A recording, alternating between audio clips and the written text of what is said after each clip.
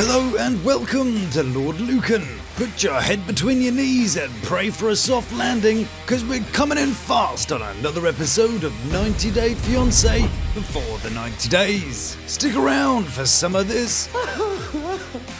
And a pinch of... I'm just so happy. Reduced using a charming glass of... Intimacy. Well, it's a very good day to you, dear viewer. Whether you're a member of the Lukan Manor, one of the beautiful subscribers, or just popping by to see what all the noise is about, I'm sure we all love to take a closer look at some of the things we see on 90 Day. Let's take this man for example. This is David.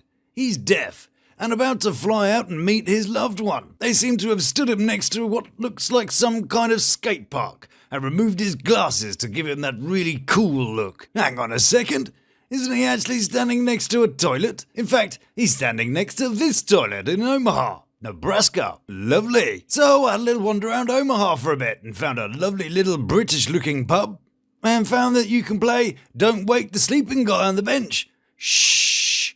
I'm going to call him Clive. It would make a much more accurate backdrop for old Dave. So we'll go from trendy skate park, meh, to this amazing shop with the same Omaha Herald building, but with a Clive. Omaha! It's got both trucks and space, and for the most adventurous tourist, space with trucks in it. Yay, Omaha! Anyway, over to the Philippines. Billy Pimpini. And Sheila. Oh look, a bit of Louis V. Yeah, that's legit. And while the amazing Dave is touring the local sites, Sheila is looking forward to some... Intimacy. Aw, she's quite sweet, really. Maybe a little speck of innocence for a change.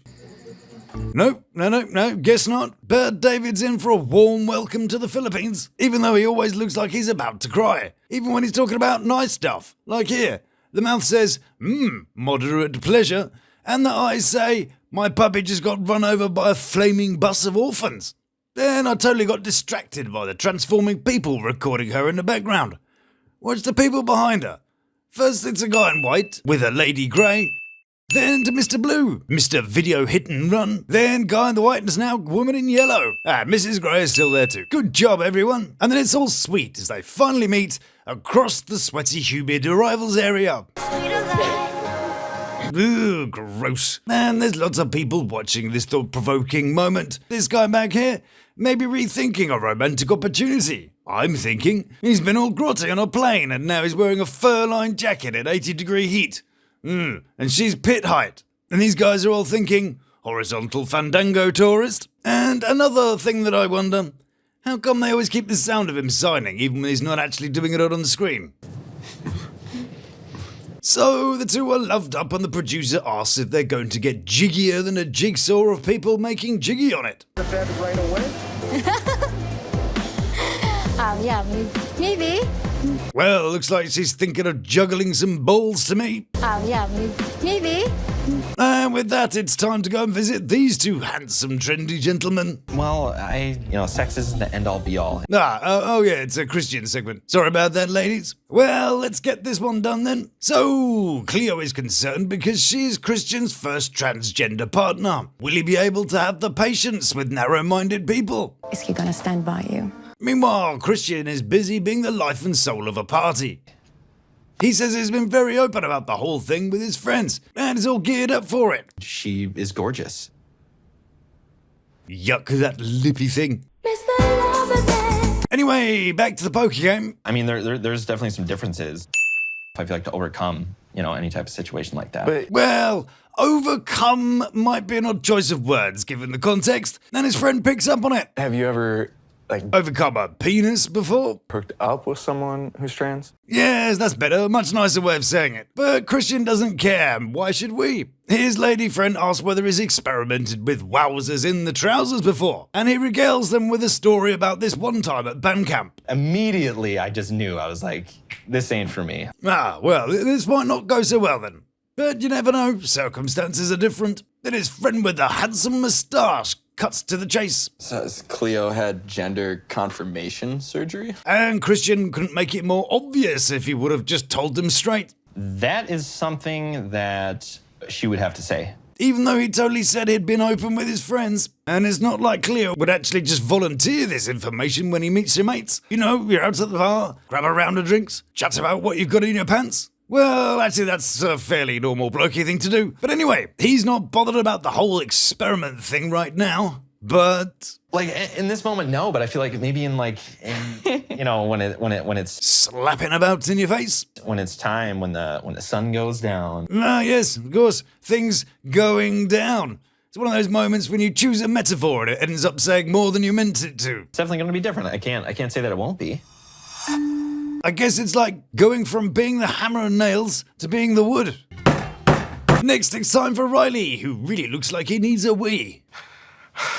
I'm just so happy. While Riley grows a pair, they arrive at their hotel room. Wow. Oh, it's one bed.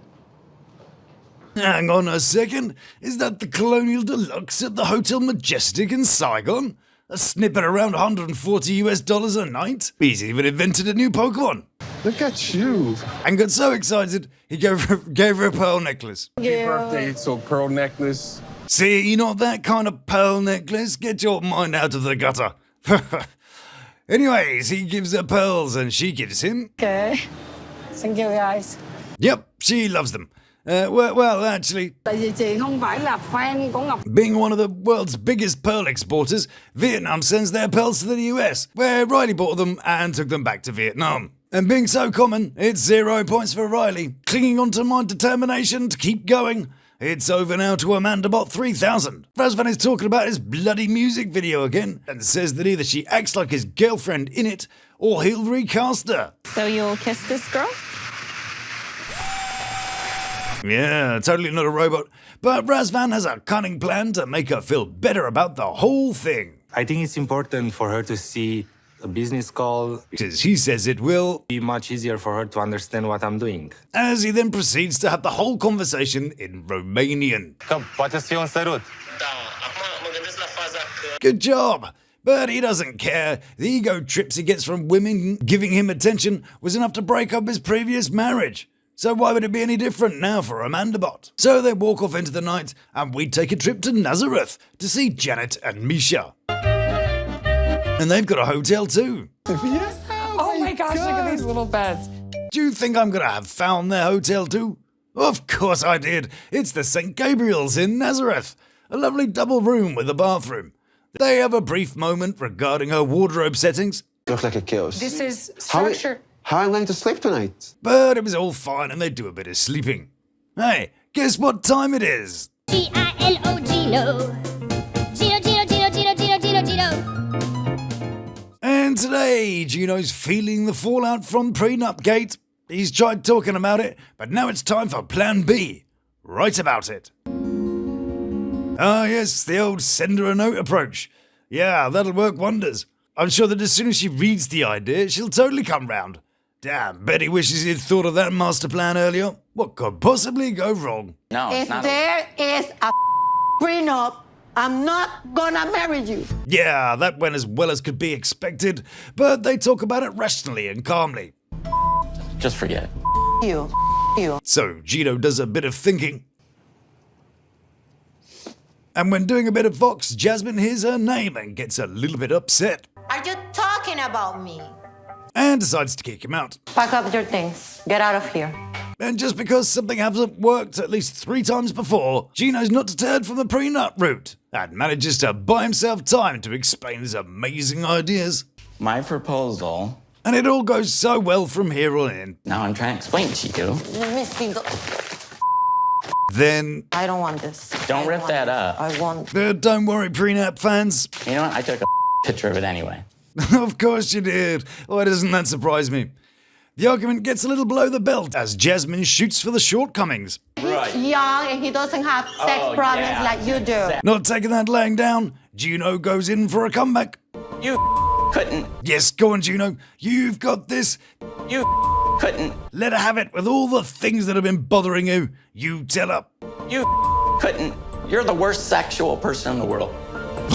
Yeah, well done, Gino Stein. Tailed off a bit at the end there, and the middle and end were a bit crap too. But hey, you tried. And with that battle over for now, we come to the end of the episode. Thank you for joining me as always, it's been a pleasure to see you. Check out these other videos if you like this one. And until I see you next time, stay beautiful, love to my three, and take care of yourself.